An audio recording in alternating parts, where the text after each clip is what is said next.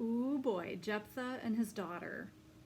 We have some family systems drama here, folks. In Judges 11, we meet Jephthah, who is son of Gilead, and his mom was a prostitute.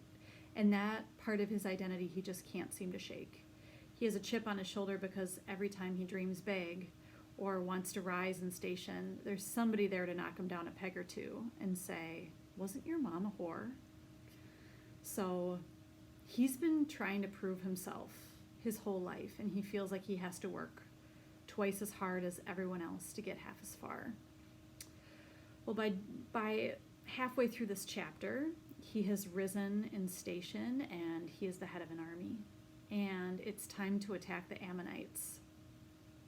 He makes a deal with God and says, "If we can win this battle, if you will give the Ammonites into my hands, I promise that I will sacrifice as a burnt offering whatever comes out of my house to greet me when I return home."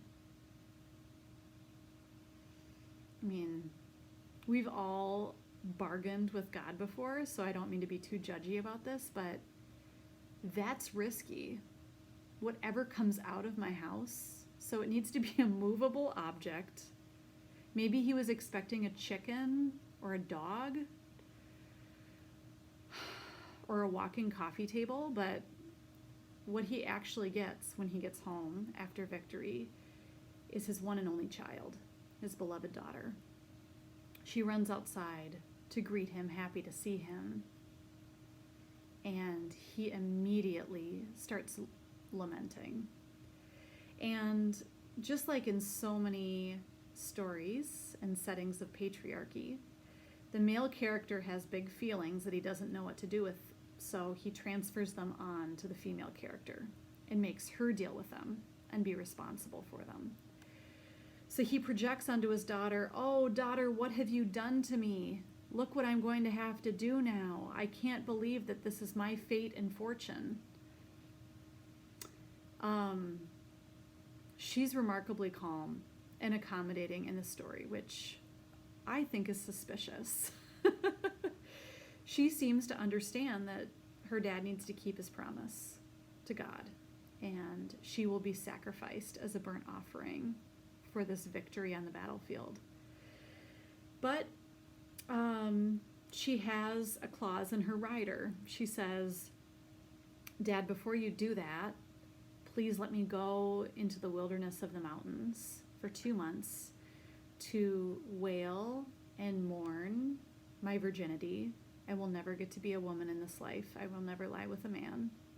Let me bring my female companions with me and at least have that." And so he lets her go. And that's the part of the story I wish was written down. How did she spend those 2 months? She's clearly not the author of the story, so I have to wonder if she was so agreeable and so calm and willing. This is a story about a woman whose body is not respected, not honored, killed in the name of God, even though God did not ask for that. God never asked for that deal. I'm sad that she doesn't have a name. But I do know that in her Father's house in heaven, she has a name. And her Father in heaven would never strike a deal in which she is physically sacrificed for a different kind of victory. And that gives me a little bit of comfort that in this world where we are quick to barter and make deals for the sake of the short term, God is functioning in Kairos time and thinking about the whole picture and moving through time and space for the sake of salvation, which doesn't always look like winning. Sometimes it doesn't look anything like winning. So I invite you to spend some time with Jephthah's daughter, maybe give her a name, and wonder what she knows about exile and what she might have to teach us about what it means to be wild and free and crossing boundaries and moving into the unknown and the discomfort that is exile.